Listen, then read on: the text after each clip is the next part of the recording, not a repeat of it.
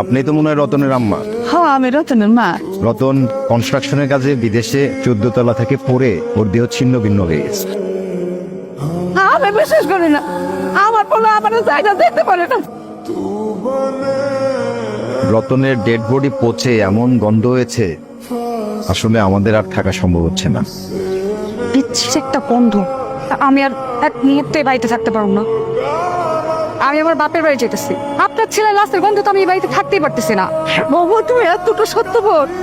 আমার পোলা শুধুমাত্র তোমার সুখের কথা চিন্তা করে বিদেশ গেছিল, আর তার লাশের গন্ধ সহ্য করতে না পারা তুমি বাড়ি ছেড়ে চলে যাইতেছো। হ্যালো আব্বা, আমার ওই টাকার মেশিনটা পয়সা নষ্ট হয়ে গেছে, এখন দুর্গন্ধ ছড়াইতেছে। তোমার জামাই বিদেশে কয়দিন আগে মারা গেছে। গ্রামবাসী বলাবলি করতেছিল লাশের গন্ধে নাকি তোমাকে বাড়ির আশেপাশে যাইতে পারতেছেন। ওই পরি পাতা দিয়ে গোসল করায় দিন, শেষ গোসলটা। না না না না চাচি, আমি যাইতে পারবো না। ওই পচা লাশের পাশে আমার যাওয়া সম্ভব না। আমার রতন তোর অসুখের কথা শুই না, বিদেশ থেকে তোর টাকা পাঠায় দিছে, আর তুই এসব ভুলে গেলি। রতন ভাই যে আমার চিকিৎসার সময় যে টাকাটা দিয়েছিল, ওই টাকার খোটা দিতেছো তো। আমি ওই টাকার সুদে আসলে যা আসে সব টাকা তোমার ফেরত দিয়ে দিব। আপনি আপনার মাইয়ারে নিয়ে পালায় যাইতেছেন? পলায় যাবো না তো কি করবো? আপনার পোলার পাশাপাশি কি আমার মাইয়াটারও মাইরা ফেলামো? আমার ছেলে মরে গেছে, তার মানে পয়সা গেছে। এতদিন যে টাকার মেশিনটা ছিল, এখন আর তার কোনো প্রয়োজন নেই। আব্বা, আমার বাবা তো মারা গেছে অনেক দিনই হইল। আপনার আগে শ্বশুর না, আমি আমার নিজের বাবার মতোই সম্মান শ্রদ্ধা করি। সেই কথাগুলো আপনার মনে পড়ে বিয়া সাহেব? আমার ছেলে আপনার ছেলে, আর আজকে আমার ছেলের লাশের গন্ধে আপনি আপনার মায়ের নিয়ে বাড়ি ছেড়ে চলে যেতেছে। সেদিনের কথাগুলো আবেগে বইলা ফেলাইছি। আশা করি কথাটা বুঝতে পারছেন। চল দে মা, চল।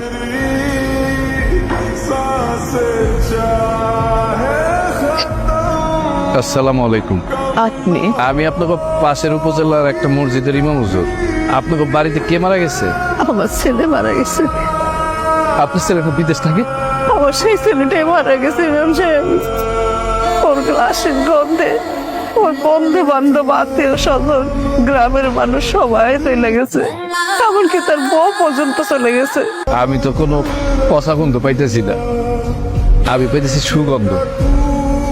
আর এরকম সুগন্ধ আমি আমার জীবনে কোনোদিন পাই নাই, বিশ্বাস করেন। আপনার ছেলের লাশের থেকে কোনো দুর্গন্ধ বাইরিতেছে না।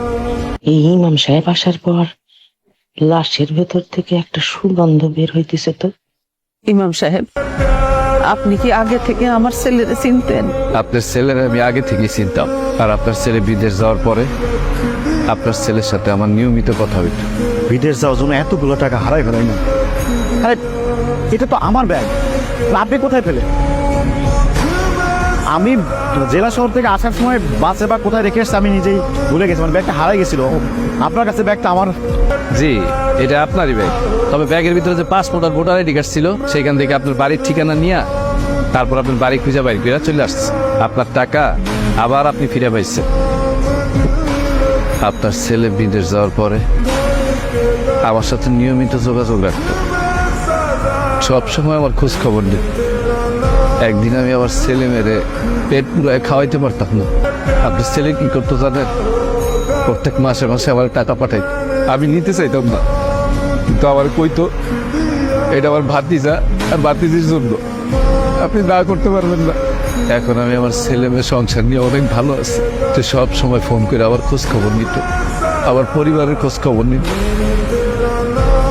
কিন্তু হঠাৎ করে সে কয়েকদিন ধরে আমার ফোন দিতেছিল না।